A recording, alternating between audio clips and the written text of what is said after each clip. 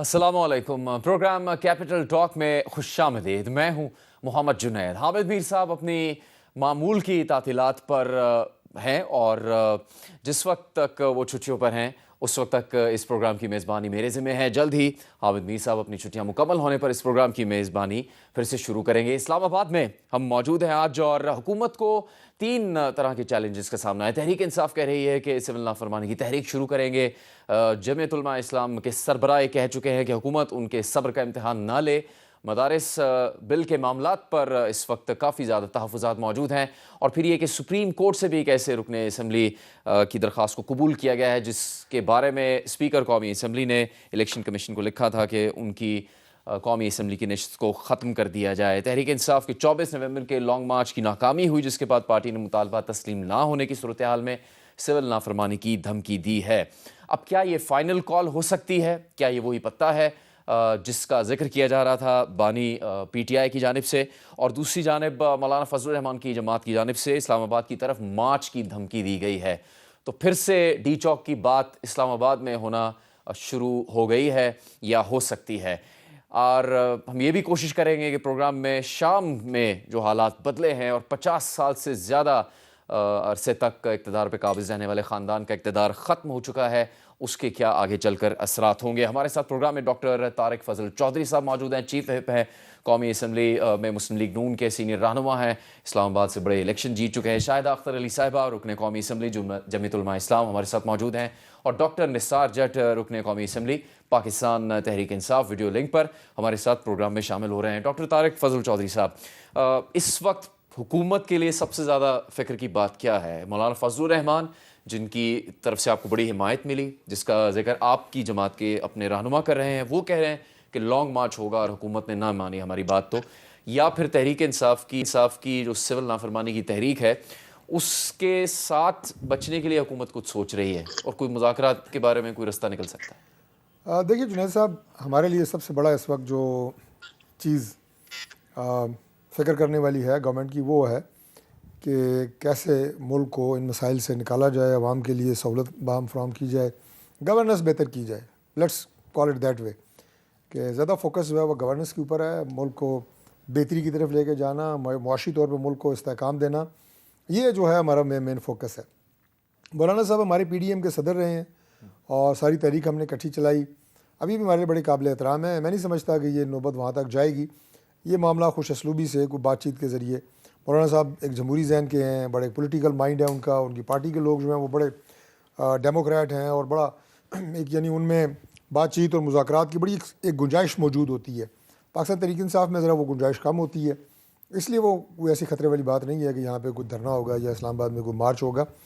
तीसरी बात जो आपने की सिविल नाफरमानी वाली, देखिए ये कार्ड इमरान खान साहब इससे पहले खेल चुके हैं और उस वक्त खेला उन्होंने कि जब बहुत सारी जगहों से उन्हें मुकम्मल सपोर्ट हासिल थी और उन्होंने बिजली का बिल जलाया, उन्होंने सिविल नाफरमानी की बात की। यही बात जो अभी वो कह रहे हैं कि बैरून मुल्क जो पाकिस्तानी मुकीम हैं उन्हें कहना जनाब कि वो रेमिटेंसेस ना भेजें, लेकिन ये बात है बहुत अफसोसनाक, ये बात इवन करनी भी।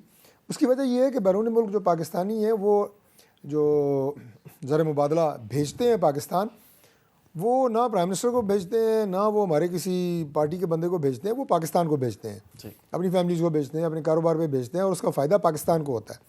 लिहाजा अगर आप इस जगह के ऊपर ज़रब लगाना चाहते हैं तो वो ज़रब जो है वो पाकिस्तान को लगेगी, वो गवर्नमेंट को नहीं लगेगी। तो लिहाजा ये सोच भी रखनी मैं समझता हूँ कि बहुत गलत है।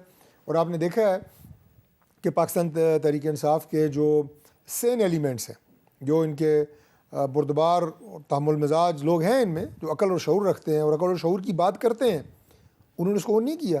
और जब भी उनसे सवाल किया गया वो उसको राइट लेफ़्ट कर गए कि नहीं देखेंगे, अभी कोई हतमी बात नहीं है, गोल मोल बात उन्होंने की। लिहाजा ये बात किसी हवाले से भी ना तो कोई सियासी है, ना इसका कोई नतीजा निकल सकता है, लेकिन इसका जो नुकसान होगा वो मुल्क को होगा, वो सिस्टम को होगा, पाकिस्तान के कौमी ख़जाने को होगा। और अगर इमरान खान साहब अपने जेल से बाहर आने के लिए मुल्क को चाहते हैं कि ये कीमत अदा करे, तो ये बात भी बड़ी समझ से बाहर है। जेल में तो सारे लीडर गए हुए हैं, ऐसे ऐसे पाकिस्तान में अनफॉर्चुनेटली हुआ है कि लीडर्स को तो फांसियाँ भी हो गई। मैं ज़ुल्फ़िकार भुट्टो साहब की बात कर रहा हूँ, 50 साल बाद सुप्रीम कोर्ट कह रही है कि वो गलत फ़ैसला था, उसके बावजूद सिविल नाफरमानी, इस्लामाबाद पे चढ़ाई, यलगार, یہ چیزیں جو ہیں یہ کسی بھی جماعت کی طرف سے دیکھنے میں نہیں آئیں. وہ ہونا تو وہ نہیں چاہیے تھا طارق صاحب، جو بھی ہسٹری میں ہوا، لیکن آپ نے تو مذمت کی ہے. نثار جٹ صاحب، کس طرح سے یہ نوبت آئی ہے تحریک انصاف کے لیے کہ ان کے بانی کی طرف سے سول نافرمانی کی کال دی گئی ہے؟ اس پہ حیران کن بات یہ ہے کہ جو مخالف ہیں آپ کی جماعت کے وہ تو مذمت کر رہے ہیں، لیکن آپ کی جماعت کے اندر سے بھی اس پر مذمت سامنے آئی ہے کہ ایسا کرنا ٹھیک نہیں ہوگا. جی بہت بہت شکریہ جنید بھائی آپ کا. جنید بھائی، میں اپنی بات کا آغاز اس طرح کروں گا کہ ابھی میرے قابل احترام بھائی ڈاکٹر صاحب نے بات کی کہ ہمارا فوکس ہے گورننس. میں سمجھتا ہوں کہ پاکستان کی تاریخ میں ایسا نہیں ہوا کہ ایک سیاسی جماعت نے دوسری سیاسی جماعت پہ گولی چلائی، اور میرا خیال ہے کہ یہ کام جو نہیں ہوا تھا یہ گڈ گورننس میں رہتے ہوئے پاکستان مسلم لیگ نون نے کیا. اور اس سے کوئی بندہ یہ نہیں کہہ سکتا کہ یہ گولی نہیں چلی. یہ بالکل گولی چلی، اور پاکستانیوں پہ چلی، اور ان نہتے پاکستانیوں پہ چلی جو یہاں پر اپنا ایک پروٹیسٹ ریکارڈ کرانے کے لیے یہاں پر آئے. اب اس کے اعداد و شمار یہ کہ جی وہ ہتھیار بند تھے، وہ یہ تھے، وہ تھے، یہ سب ایک جھوٹ کا پلندہ ہے. میں یقین سے آپ کو کہہ سکتا ہوں کہ یہاں پر اس رات خواتین بھی تھی، بچے بھی تھے، اور بہت سارے ایسا فیملی، مطلب کہ جس طرح فیملی کے لوگ جو تھے وہ آ رہے تھے اور پروٹیسٹ کرنے والے لوگوں کو کھانا کھلا رہے تھے، انہیں پانی پلا رہے تھے، انہیں مونگ پھلیاں دے رہے تھے، کیونکہ ونٹر کا سیزن تھا اور وہاں پر اس طرح کا ماحول تھا. اور ایسے ماحول میں پاکستان کی نہتی عوام پہ آپ گولی چلاتے ہیں اور پھر آپ گورننس کی بات کرتے ہیں. میں بڑا حیران ہوں اور پریشان ہوں اس بات پر. میرا خیال ہے کہ گولی کی جو گونج ہوتی ہے نا جی، یہ نسلوں کو کھا جاتی ہے. اور اس کی ایگزامپل میں آپ کے سامنے بیٹھا ہوا ہوں. ہم نے اس گولی کی گونج سے بہت لمبا سفر طے کیا ہے. میرا خیال ہے کہ پاکستان کی تاریخ میں یہ ایک نیا رخ آ گیا ہے. یہ جو گولی چلی ہے یہ ہماری نسلوں تک جائے گی. یہ گولی، اس سے کوئی بھی پیچھے نہیں ہٹ سکے گا. اور ہم انشاءاللہ تعالی ہر طریقے سے وزیر اعظم شہباز شریف صاحب سے یہ پوچھیں گے کہ آپ نے گولی کیوں چلائی. یہ تو ہوگی ان کی گورننس. دوسری بات، پاکستان کے حالات جن کو یہ نکالنا چاہ رہے ہیں، ان کو یہ کیوں نہیں پتا چل رہا کہ یہ پولیٹیکل اسٹیبلٹی جو ہوتی ہے، اگر تو بنیاد یہی ہے کہ اسلام آباد میں حکومت کی جانب سے انتہائی اقدامات کیے گئے جس کی وہ تردید کر رہے ہیں، اور آپ کی جماعت کے بھی کئی رہنما 200-250 سے بھی زیادہ نمبر سامنے لے کر آئے، اور پھر چیئرمین پی ٹی آئی نے انہوں نے 12 افراد کا کہا، تو موقف بہت بدلتا رہا ہے تحریک انصاف کا. تو ثبوت کے بغیر تو حکومت کا آپ گریبان پکڑ نہیں سکیں گے نثار جٹ صاحب.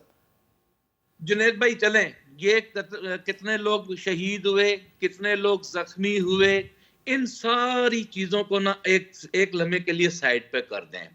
گولی چلی کہ نہیں چلی، آپ اس کو انڈورس کرتے ہیں کہ نہیں کرتے؟ میں آپ سے سوال کرتا ہوں. گولی چلی، اس کا جواب تو آپ نے چلانا ہی تو اس کا جواب تو حکومت نے دینا، اور وہ دے چکے. وہ کہہ رہے ہیں تردید کرتے ہیں. بندوق اٹھا لی، نہیں جنید بھائی، جس نے بندوق اٹھا لی، جس نے گولی چلا دی، وہ مرا نہیں مرا، مارنے والے نے اسے مار دیا. میرا خیال ہے کہ اس کے بعد کوئی گنجائش نہیں بچتی کہ گولی چلی کہ نہیں چلی. اس کے بعد کوئی سوال دوسرا ہے ہی نہیں. ہے جمہوری ملک ہے یار، ہم تو اسلامی ریاست ہیں، اور یہ عالم ہے ہمارا کہ ہماری یہاں پر آواز چلیں. ہم پہ گولی چل گئی، آپ صحافیوں کے اوپر جو مقدمات درج کیے گئے، ہمارے وہ اپنا جو ایک صحافی بھائی تھے ان کے خلاف جی منشیات کا پرچہ دے دیا گیا. یہ کوئی طریقہ ہے کہ جو بات کرے اسے مزول دیں، اس کو مار دیں؟ اس طرح نہیں ہونا. تو میرا خیال ہے کہ یہ سارے صورتحال کو دیکھتے ہوئے، اور آپ کی اطلاع کے لیے عرض ہے کہ واحد عمران خان ایسے لیڈر ہیں کہ اس مرتبہ بھی پوری دنیا میں تمام جہاں اوورسیز پاکستانیز رہتے ہیں، انہوں نے ان کے حق میں پروٹیسٹ کیا، اور وہاں رہ کر انہوں نے آواز بلند کی. تو اوورسیز پاکستانیز جو ہیں وہ ایک بہت بڑا ہمارا ایک ووٹ بینک جو ہے وہ اوورسیز میں بیٹھا ہوا، جو کہ عمران خان صاحب کی رہائی سے مشروط ہے. جی صحیح. نثار جٹ صاحب جی، ہم آگے بڑھتے ہیں، اس پہ بھی بحث جاری. آپ کا موقف آ گیا، کس طرح سے یہ سامنے آئی ہے عوام میں بات. شاہدہ اختر صاحب سے اس پر موقف لینے سے پہلے عمر ایوب صاحب نے کہا کیا ہے یہ سول نافرمانی کی کال کے حوالے سے جو ایک اعلان کیا جا رہا ہے یا دھمکی ہے حکومت کو، اس پہ ان کا موقف کیا ہے وہ آپ دیکھیے، پھر ہم شاہد صاحب سے بات کریں۔ انسان ہو یا فرشتے ہوں یا جو بھی، ہم لوگ مذاکرات کے لیے تیار ہیں۔ عمران خان صاحب نے ایک نیگوشیٹنگ کمیٹی بنائی ہے اور اس کی شرائط یہ ہیں پاکستان تحریک انصاف کے جتنے نہتے لوگوں کے خلاف کیسز ہیں وہ ختم کیے جائیں۔ 9 مئی کا اور 24 نومبر کا جو یہ سانحہ ہوا ہے اس کے اوپر آزادانہ ایک عدالتی کمیشن ہونا چاہیے۔ وزیر اعظم عمران خان صاحب کو فی الفور رہا کیا جائے۔ یہ چیزیں یا نہیں ہوتی تو اس کے بعد پھر ہم لوگ آزاد ہیں، ایک سول ڈس اوبیڈینس موومنٹ شروع کریں۔ شاہدہ صاحبہ، اب انہوں نے یہ بھی کہا آج عمر ایوب صاحب نے کہ انسان ہو یا فرشتے ہم مذاکرات کے لیے تیار ہیں۔ یہ سول نافرمانی کی کال دینا ایسے موقع پہ آپ کو لگتا ہے کہ صحیح قدم ہے؟ اس سے مطالبات تسلیم کروائے جا سکتے ہیں لیکن اس کے نتیجے میں ملک کو، ملکی معیشت کو، ملکی حالات کو کوئی نقصان نہیں پہنچے گا؟ آپ کیا سمجھتی ہیں؟ نہیں، ڈیفینیٹلی یہاں پہ جو بھی احتجاج ہوئے، نقصان تو ہر احتجاج سے ہوا ہے، اور فیوچر میں بھی اگر کوئی ایسی سول نافرمانی کی تحریک لے کے آ رہے ہیں تو نقصان تو ہوتا ہے۔ آپ کا پورا سسٹم جو ہے وہ منجمد ہو کے رہ جاتا ہے۔ اور ابھی جس طرح ڈائسفورا کی بات ہو رہی ہے اور ایمیٹنس کی جو بات ہو رہی ہے تو اس میں تو آپ کا یعنی نیشنل جو کاز ہے، نیشنل انٹرسٹ ہے، وہ بالکل پیچھے چلا جائے گا۔ ہمیں سیاست اپنی جگہ پہ ہے لیکن اپنا ہمارا ایک ملک کے جو ہماری سرحدات ہیں اور جو ملک کا ہمارا اپنا ایک نظریہ ہے اور جو ایک نیشنل ہمارا کاز ہے، ہمیں سب کو، تمام پولیٹیکل پارٹیز کو یہ ہونا چاہیے کہ سب سے مقدم ہمارا یہ کاز ہونا چاہیے۔ باقی یہاں پہ پولیٹیکل انسٹیبلٹی کہاں پہ آتی ہے؟ دیکھیں، حکومت وقت چاہے جو بھی ہو، اے بی زی کسی کی بھی حکومت ہو، اس کی رسپانسبلٹی ہوتی ہے کہ حالات کو کس طرح آپ نے قابو پانا ہے۔ آپ نے افہام و تفہیم جو ہے اس کو پہلے دیکھنا ہے کہ کس طرح ہم نے اس کو ایک تمام سٹیک ہولڈرز کو، اور پولیٹیکل اب جس طرح سناریو بن گیا ہے ان کو ہم ایڈریس کریں۔ تو ظاہر ہے جو ان کے کنسرن ہے اگر ہم اس کو ایڈریس نہیں کرتے، ہمارے پاس پارلیمنٹ میں اگر آواز نہیں سنی جاتی، ہماری اسٹریٹ میں نہیں سنی جائے گی تو ڈیفینیٹلی آپ کے جو جمہوری اقدار ہے وہ کمزور ہو جاتے ہیں۔ تو یہ چیزیں جو ہے اس کی سینسٹیوٹی جو ہے اس کو ایڈریس ضرور کرنا چاہیے تاکہ ایسے واقعات نہ ہوں۔ چلے ایک جو ہے 9 مئی ہو گیا، 24 نومبر ہو گیا، ابھی پھر آ رہے ہیں۔ یعنی آپ کے جو مقدمات ہیں، ہمارے قوانین ہیں، اس کو تو آپ اسی کے حساب سے دیکھ رہے ہیں، آپ کی عدالتیں دیکھ رہی ہیں، آپ کی جو بھی انسٹیٹیوشنز ہیں۔ لیکن ایک چیز جو میں دیکھ رہی ہوں پچھلے ایک دہائی سے اسپیشلی یہ چیز بہت زیادہ ہو گئی ہے، ایک ریونج آ گیا۔ مطلب پولیٹیکل آپ کا جو ہے وہ تو سیاسی کردار، افہام و تفہیم ہے، اب یہ ایک جنگ کی صورتحال آپ کہہ رہی ہیں دیکھی حکومت جا رہی ہے۔ ایسا کر رہی ہے انتقام کا، یا سیاسی جماعتیں بھی جو اقتدار میں نہیں سیاسی ہیں؟ جماعتیں مل کے ایسے کر رہی ہیں، مطلب بیٹھنے کو تیار نہیں ہیں۔ یہ ہماری، میں سمجھتی ہوں کہ بدقسمتی ہے کہ ہم کیوں نہیں بیٹھ رہے۔ ایٹ لیسٹ کوئی ایک ایجنڈا تو ہو جس پہ ہم بیٹھ جائیں۔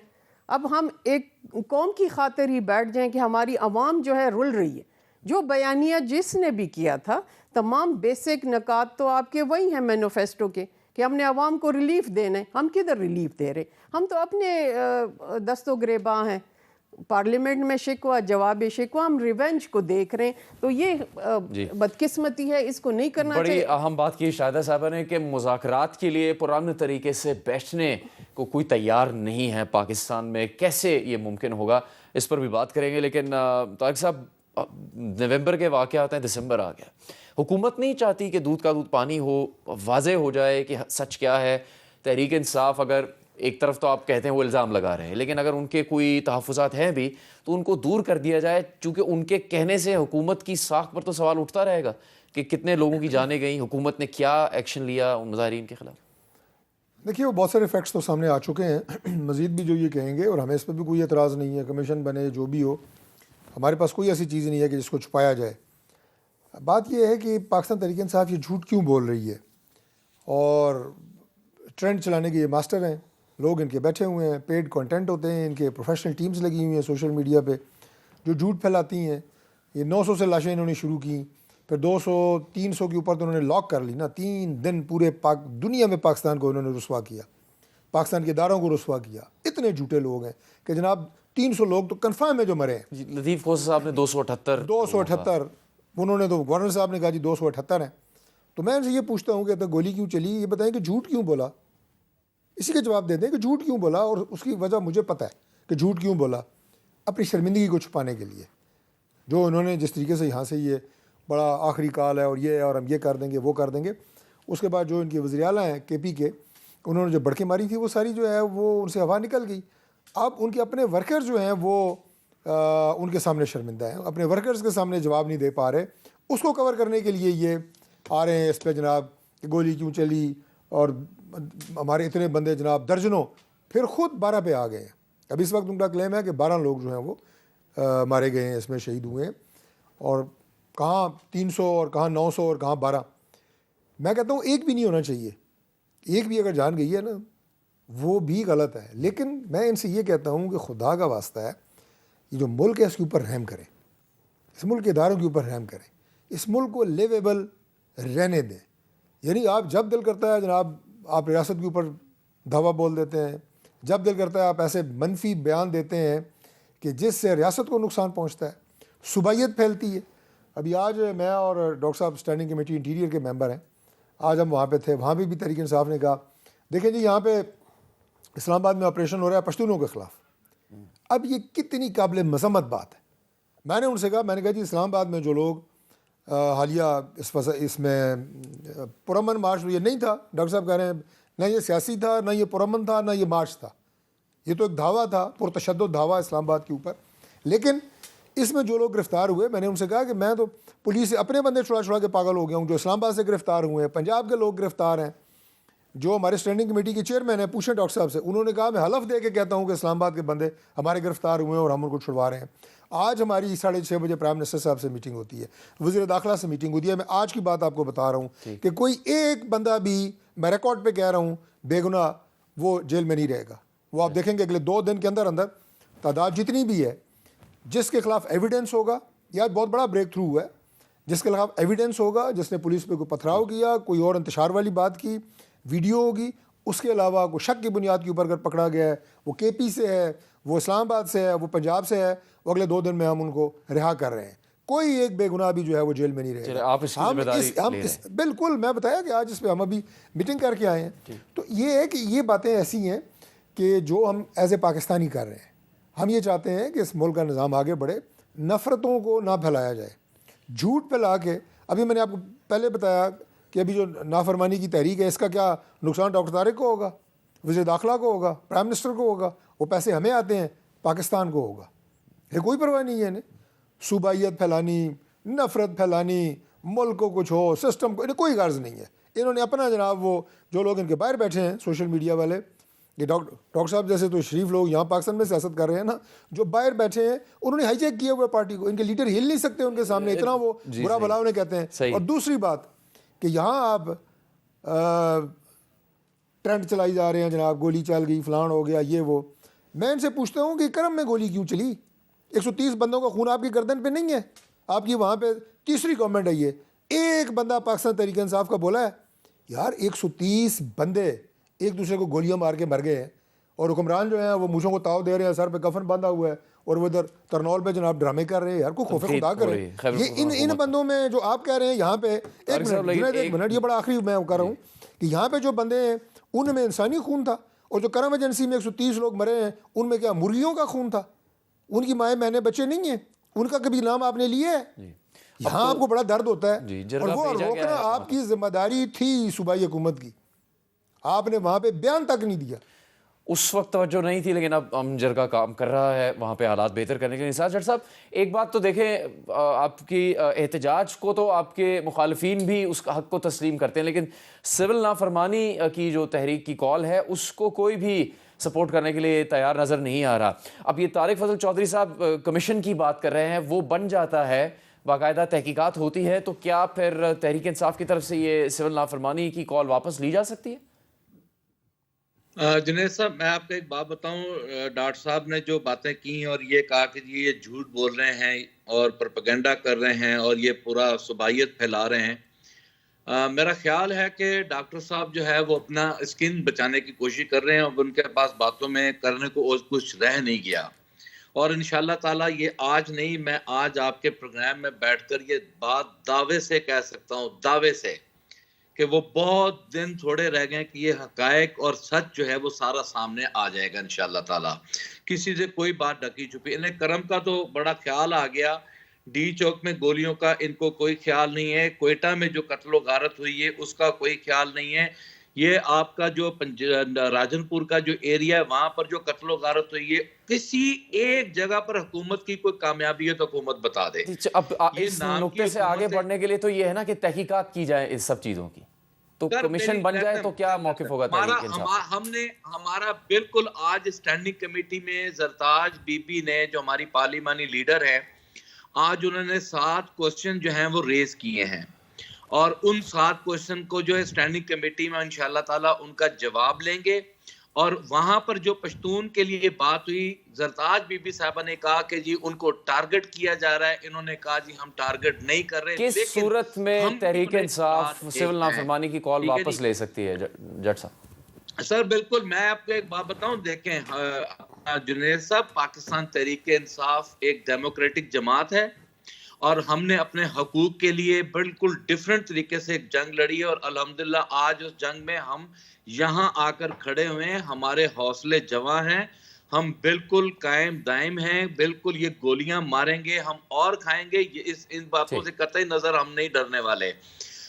ہم نہیں چاہتے کہ پاکستان ڈی سٹیبل ہو، لیکن حکومت کے پاس اتنی کوئی کیپیسٹی نہیں ہے کہ وہ اپنی اپوزیشن کو جو ہے وہ اعتماد میں لے سکے. ان کے پاس کیپیسٹی ہی نہیں ہے کہ وہ یہ کام کر آپ لے. ان پہ ٹرسٹ کرنے یہ کے لیے بھی سوال تیار کا نہیں ہیں؟ جواب جب گولی کا جواب ملے گا نا کہ یہ گولی کا آرڈر کس نے دیا تھا، وزیر اعظم سے پوچھیں گے تو اس دن ہم دیکھیں گے کہ وزیر جی، اعظم ابھی صاحب اس بات تو کا سول جواب دیتے نافرمانی ہیں. کی جو وہ کال ہے وہ کھڑے ہو کر برقرار ہے فلور آف دا ہاؤس پہ یہ تحریک کہیں انصاف گے کی کہ طرف میں سے. نے یہ گولی کا آرڈر دیا ہے. دوسرا ایک خطرہ جو ٹھیک ہے. حکومت کو اور ہے رہ کہ گئی بات جمعیت علماء سول اسلام کے نافرمانی کی، سربراہ، سب آگے بڑھیں گے ہم مولانا فضل الرحمان کی جانب سے جو تعاون کیا گیا ہے حکومت کے ساتھ، اس کے نتیجے میں بھی ان کا مطالبہ اور ان کی توقعات بڑھ رہی ہیں، لیکن حکومت ابھی تک اس مسئلے کو حل نہیں کر سکی ہے. کیا نتیجہ ہوگا مولانا فضل الرحمان کی جماعت کی کال کا؟ بریک کے بعد اس پر بات کریں گے.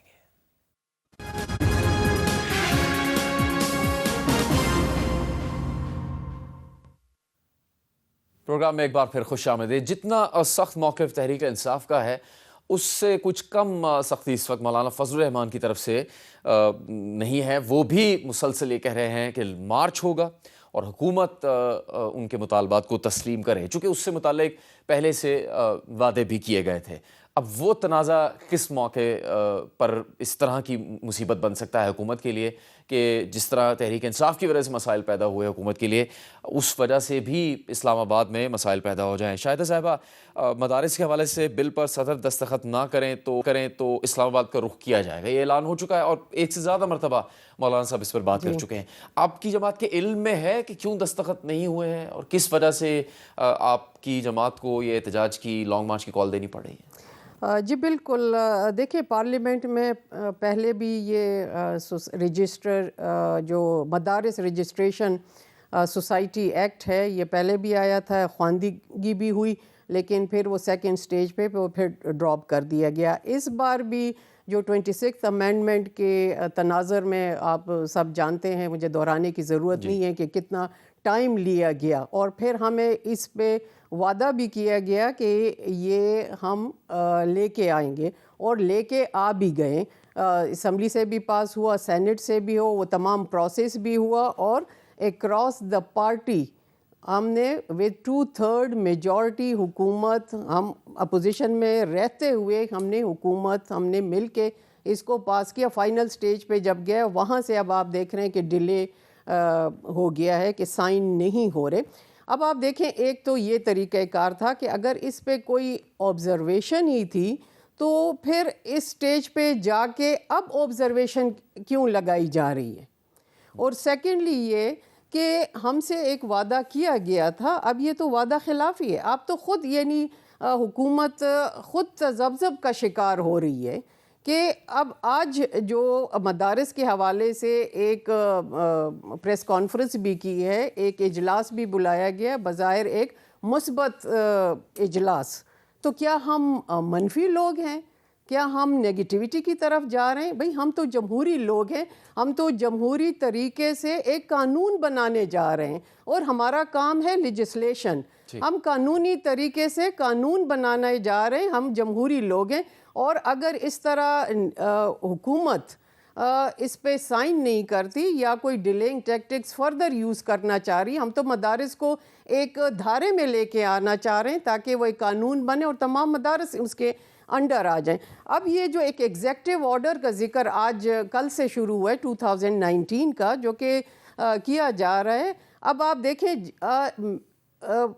کیا کہا جا رہا ہے اس سے پہلے کل پرسوں کہ تفرقہ پیدا کیا جا رہا ہے. بھئی ہم تو نفرت کو ختم کر رہے ہیں، تفرقہ تو آج نظر آیا ہمیں. کا موقف آیا بھی ہے، ہم طارق فضل چودھری صاحب سے پوچھ لیں گے، لیکن مولانا فضل الرحمان صاحب نے ایک دلچسپ طریقے سے اس پر تنقید بھی کی ہے، اور یہاں تک جو بات سامنے آ رہی تھی کہ کچھ اور مطالبات یعنی کوئی ڈو مور کیا جا سکتا ہے مولانا فضل الرحمان سے، اس پر انہوں نے کہا ہے. دیکھیے پارلیمنٹ ہمارے ساتھ اس کو پاس کر چکی ہے، وہ جو چیز طے ہو چکی ہے اس کے مقابلے میں نئی نئی باتیں لا رہے ہیں. لہذا اس وقت تک ہمیں حکومت کی کوئی تجویز قبول نہیں ہے، اور اگر انہوں نے اس میں ترمیم کرنے کے لیے کچھ ہمیں دیا، فی الحال تو میری رائے یہ ہے کہ میں ان کی تجویز قبول کروں تو بہت دور کی بات ہے، چمٹے سے بھی پکڑنے کے لیے تیار نہیں. قبول کرنا تو دور کی بات ڈاکٹر طارق صاحب، وہ تو چمٹے سے بھی نہیں پکڑیں گے، اتنے سخت ہیں وہ اپنے موقف پہ، اور پھر مارچ کریں گے اسلام آباد. ابھی آپ ایک احتجاج سے نمٹنے میں کامیاب ہوئی ہے حکومت، کیوں ایسا چاہ رہی ہے حکومت کہ مولانا فضل الرحمان احتجاج کی؟ میں نے بھی کہا، دوبارہ کہہ رہا ہوں کہ مولانا صاحب اور ان کی پوری جماعت میں جو ہے وہ سینٹی پریویل کرتی ہے. سنجیدہ لوگ ہیں، سیاسی لوگ ہیں، جمہوری لوگ ہیں، بات چیت کے ذریعے یہ معاملات کو طے کرتے رہے ہیں، اور انشاءاللہ یہ معاملہ بھی ہو جائے گا، کیونکہ کوئی پولیٹیکل معاملہ نہیں ہے، ٹیکنیکل معاملہ ہے. اور اس میں اگر کوئی نئی ایسی بات ہے جو کہ جس میں وہ کہا گیا کہ اس میں کوئی تھوڑی پیچیدگی ہے، وہ حل ہو جائے گی. اگر یہ بل پہلے پاس ہو چکا ہے اور اس میں نہیں سمجھتا کہ کوئی بہت ایسی لمبی چوڑی بات ہوگی کہ جس سے کوئی جو فاصلے ہیں ان میں وہ ہوگا، اضافہ ہوگا. مولانا صاحب کو آپ کو یاد ہے کہ ابھی جب 26ویں ترمیم تھی، ان میں ان کا بڑا ایک پازیٹیو کردار رہا ہے، اسے بھی ہم بڑا اپریشیٹ کرتے ہیں کہ انہوں نے جو 56 سے زیادہ آئینی امینڈمنٹس تھیں اس پہ انہوں نے ٹائم لیا، اس کے بعد انہوں نے بڑا اس پہ کنٹریبیوٹ کیا. تو میں نے آپ کو عرض کیا ہے کہ یہ سینٹی پریویل کرنے والے لوگ ہیں، یہ معاملہ بھی خوش اسلوبی سے. طارق صاحب نے تو کہا ہے کہ جو بل آیا وہ قانونی پیچیدگیوں کی وجہ سے قانون نہیں بن سکا. آپ جو بات کہہ رہے ہیں اس پر کوئی پیش رفت بھی کی گئی ہے؟ مولانا فضل الرحمان صاحب سے بیٹھ کے بات کیا؟ نہیں کریں گے جی، کچھ ہمارے جو کنسرن لوگ ہیں وہ رابطوں میں ہیں، جو ہمارے لا منسٹر ہیں، باقی لوگ ہیں. دسمبر تک کافی ٹائم ابھی، اس لیے نہیں. انشاءاللہ کریں گے. ہمارے لوگ جو ہیں بالکل وہ اس میں پیش ہیں، اور اس میں کوئی کسی طرح کی کوئی غفلت یا کسی طرح کا کوئی اس ایشو کو ہم نے کوئی بیک برنر میں نہیں ڈالا ہوا. ہم نثار جج صاحب کے پاس جائیں گے، لیکن شاہدہ صاحب جی بالکل. دیکھیں قانونی پیچیدگیاں جب یہ فلور پہ آیا تو اس وقت بھی تمام قانونی ٹیم موجود تھی، اور اس سے پہلے بھی جو نیگوسیشن ہوئی اس میں بھی قانونی ٹیم موجود تھی، تبھی وہ ایک ڈرافٹ کی شکل آیا اور پارلیمنٹ سے پاس ہو کے آیا ہے. اب فائنل جہاں پہ گیا ہے وہ تو وہاں پہ تو سائن کی بات ہے کہ وہ وہاں پہ سائن ہو اور گزیٹڈ نوٹیفیکیشن اور قانون بن جائے. اب یہاں پہ پیچیدگیاں پھر کون دور کرے گا؟ ہمیں تو اب آپ ایک چیز میں اس میں ضرور ایڈ کرنا چاہوں گی کہ جو خدشات ہیں یا جو ہمارے کنسرن ہے کہ کہاں سے ہوں گے، اگر آئی ایم ایف کی طرف سے ہوتے ہیں، فرض کیا میں یہ کہوں کہ آئی ایم ایف کی ابھی جو 25th ریویو ہوا ہے تو انہوں نے کیا کیا ٹارگیٹ دیے. انہوں نے پاپولیشن کنٹرول، ویمن کو مین اسٹریم میں لانا، stunting, children out of school, آپ کی جو غربت ہے اس کو کیسے کنٹرول کرنا ہے. تو آپ مجھے بتائیں اگر 2.5 کروڑ بچہ آؤٹ آف اسکول ہے، اور اگر آپ اس رجسٹریشن کو انڈر دی ایجوکیشن کریں گے تو ایجوکیشن کے آلریڈی ادارے جو ہیں ان کی کیا حالت ہے. پھر اگر آپ تمام کو قوانین کے لے کے آئیں گے، آپ فنڈ کہاں سے کریں گے؟ یہ جو ہمارا رجسٹریشن ایکٹ 1860 ہے یہ آج کا نہیں ہے. اور دوسرا یہ ہے کہ ہمارا جو کاز ہے we are just like a non governmental 2019 کی بھی ایک دستاویز کی بات ہو رہی ہے، تو شاید وہ ایگزیکٹو آرڈر ہے، وہ قانون اس طرح کا نہیں ہے جس طرح یہ کمپلیٹ قانون ہم یہاں پہ لے کے آ رہے ہیں، اس میں کوئی پابندی نہیں ہے کسی اور کے لیے. اب بھی آپ مسکرا رہے تھے بہت جس وقت ہم دونوں مہمانوں سے سوال کر رہے تھے. جمعیت علماء اسلام نے عملی طور پر اگر نہ دیا ہو تو زبانی تو ساتھ دیا ہے تحریک انصاف کے موقف کا. آپ بھی، آپ کی جماعت بھی ساتھ دے گی جے یو آئی کا مدارس بل کے موقع پر؟ سر دیکھیں جب 26 امینڈمنٹ ہو رہی تھی نو ڈاؤٹ میں اس ساری پروسیڈنگ کو دیکھ رہا تھا اور میں نے بڑے دل سے مطلب کہ اپریشیٹ کیا کہ مولانا صاحب کی جو ایک پولیٹیکل ویژن ان کی جو اسٹرینتھ تھی انہوں نے بڑا زبردست طریقے کے ساتھ 26 امینڈمنٹ پہ کھیلا اور ہم نے ایک تحفظ جو ہے وہ مولانا صاحب کے سامنے رکھا تھا کہ مولانا صاحب حکومت کا کوئی پتہ نہیں ہے یہ کس وقت پھسل جائے. ہنسا میں اس بات سے تھا کہ میرے محترم بھائی ڈاکٹر صاحب نے جب بات اپنے جواب دینے کی کوشش کی یہ مجھے کنفیوز نظر آئے. اس لیے میں ہنسا. کیوں کنفیوز نظر آیا کہ اس میں کوئی اب گنجائش باقی نہیں ہے. 26 امینڈمنٹ اور یہ جو مدارس کا جو amendment which was approved by the National Assembly and Senate, اب اس میں کوئی گنجائش نہیں ہے کہ اس کے اوپر جو ہے آپ سگنیچر نے 2/3 میجورٹی نے کر کے بھیجا ہے. یہ ایک الگ بات ہے کہ 2/3 میجورٹی میں آپ نے ایم این ایس کی ان کی ڈگریاں چھین لی اور ان سے اپنا وہ ان کی سیٹیں چھین لی, ان کو مار پیٹ کے ان کی فیملیز کو تشدد کر کے جو ہے آپ لوگوں نے ان سے ووٹ لیے اور بیہائنڈ دی سٹوری بہت کچھ ہوا. اور اس کے بعد بھی اگر آج حکومت اس ڈگر پہ کھڑی ہے ڈٹائی کے ساتھ کہ وہ سارا کچھ کرا کے بھی پھر مولانا صاحب کے ساتھ دھوکہ دے تو میرا خیال ہے کہ حکومت کے لیے باعث شرمندگی کی بات ہے. رہی بات ہمارے ساتھ کھڑے ہونے کی, ہماری یہ بالکل خواہش, میری تو ذاتی طور پہ یہ خواہش ہے کہ اپوزیشن کی تمام جماعتوں کو ایک پیج پہ ہونا چاہیے, مولانا صاحب کے ساتھ ہمیں سٹینڈ کرنا چاہیے. لیکن یہ میری ایک اپنی رائے ہے اور کل اگر کوئی اپنا پارٹی کی جو لائن ہے اس کو ہم فالو کرنے کے پابند ہیں. ابھی تک اس کو فالو کریں گے. ساجد صاحب آگے بڑھے پروگرام میں. شام کی صورت آپ سب کے سامنے ہے. 54 سال تک ایک ہی خاندان کے 2 افراد برسر اقتدار رہے. وہ اقتدار اب ختم ہو چکا ہے. کہیں تو جشن منایا جا رہا ہے تو کہیں تحفظات کا اظہار بھی کیا جا رہا ہے کہ وہ تاریخ مستقبل اگر پیچھے رہ گئے تو اگلا آنے والا مستقبل بھی روشن ہے یا نہیں. اس پر کچھ سوالات رکھیں گے ایک بریک کے بعد.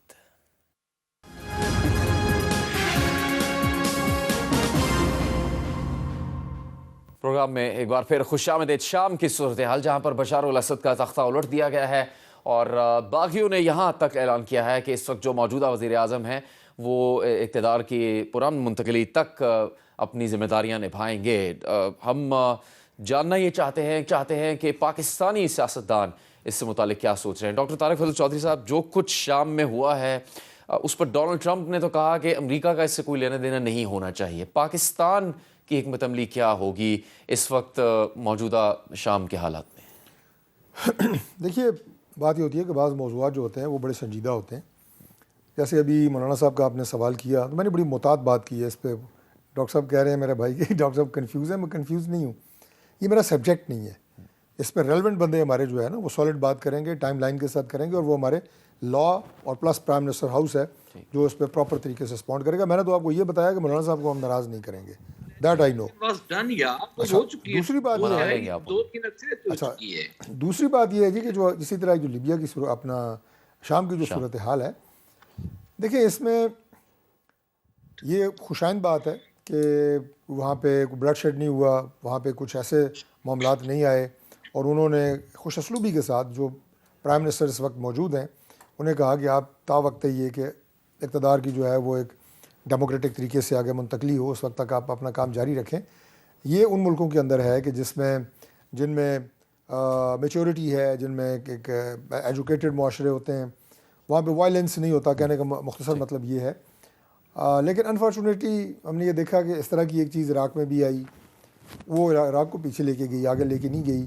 آپ نے لیبیا کو دیکھا کہ لیبیا میں معمر قذافی جو ہے ان کے ساتھ جس طرح انہیں اتارا گیا, اور آج لیبیا کی صورتحال دیکھیں کہ ملک دوبارہ سٹیبل نہیں ہو سکا. ابھی تک وہاں پہ جو ہے وہ انسرٹنٹی ہے, تحفظات اور خدشات ہیں, اور اللہ کرے کہ شام میں صورتحال بہتر ہو. صاحب کیا خوشائند ہے جو کچھ ہوا ہے ابھی تک؟ دیکھیں آج کی اخبار کی ہیڈنگ ہے کہ اقوام متحدہ, مغربی ممالک اور امریکہ نے اس کا خیر مقدم کیا ہے. مجھے افسوس اس بات کا ہے کہ یہ عرب اور اسرائیل کی ایک جنگ ہے. دیکھیں لیبیا کے حالات دیکھیں، عراق کے دیکھیں، لبنان کے دیکھیں، ایک مسلم کنٹریز کو آپ دیکھتے رہیں وہ تسلسل کے ساتھ یہی کچھ ہو رہا ہے. لیکن جو شام کی صورتحال ہے وہ بالکل تھوڑی سی اس لیے بھی مختلف ہے کہ اس میں پیچیدگیاں زیادہ ہیں. آپ دیکھیں ایک طرف یوکرین کا ساتھ دینا اور رشیا میں جا کے اسائلم لینا، دوسری طرف ترکی کا ایک حصے میں کردار اور دوسرے حصے میں، مطلب بالکل کانٹرڈکشن ہو رہی ہے. اور جہاں تک ڈونلڈ ٹرمپ کا تعلق ہے کہ ہمارا اسے لینا دینا نہیں ہے، تو بفر زون کا کیا ہے؟ آپ بفر زون کی ہسٹری بھی تو دیکھیں نا. تو پھر یہ جہاں کہیں پہ بھی اسرائیل کی انڈکشن ہوئی ہے تو انہوں نے ملک کو پیچھے چھوڑ دیا، جمہوریت کو ختم کر دیا، اور اس ملک کا انٹرنلی اور ایکسٹرنل جو ہے وہ بالکل آئسولیشن کی طرف جا رہے ہیں. تو عرب ممالک میں جو ہو رہا ہے اللہ بہتری کرے. نثار جٹ صاحب، آپ کا موقف کیا ہے شام کی صورتحال پر جو اقتدار کا خاتمہ ہوا وہاں؟ I am concerned with the overseas Pakistani وہ جو کہ شام میں اس وقت بیٹھے ہوئے ہیں. جی جی، میری اسٹڈی کے مطابق وہ بہت زیادہ پریشان ہیں. میں سمجھتا ہوں کہ حکومت وقت کی ٹاپ پرائرٹی ہونی چاہیے کہ ان کو بخیریت پاکستان لے کر آئیں. اب وہ باغیوں کے ساتھ ڈیل کرنی ہے کہ موجودہ حکومت کے ساتھ ڈیل کرنی ہے، یہ حکومت کی رسپانسبلٹی ہے. لیکن ہماری ٹاپ پرائرٹی ہونی چاہیے کہ ہمارے اوورسیز پاکستانی جو وہاں پر پھنس گئے ہیں، پھنسے ہوئے ہیں، ان کی جتنی جلدی ہو سکے اس بارے میں ڈاکٹر صاحب ٹھیک کہہ رہے ہیں. پرائم منسٹر اس بارے میں آرڈر جاری کر چکے ہیں کہ جو وہاں پہ محصور پاکستانی ہیں انہیں فی الفور پاکستان واپس لایا جائے. بہت شکریہ ڈاکٹر طارق فضل چودھری. باغی جو ہیں وہ جہاز نہیں اڑنے دے رہے. چلے اس پہ آپ نے بھی مطالبہ کر دیا ہے، ڈاکٹر صاحب کے پاس پہلی یہ معاملہ موجود ہے، پرائم منسٹر سے ان کی بات بھی ہوئی ہے. آپ کا بہت شکریہ نثار جٹ صاحب، شاہد اختر صاحبہ، ڈاکٹر طارق فضل چودھری، بہت شکریہ. کیپٹل ٹاک سے اجازت دیجیے، آپ سے کل ملاقات ہوگی.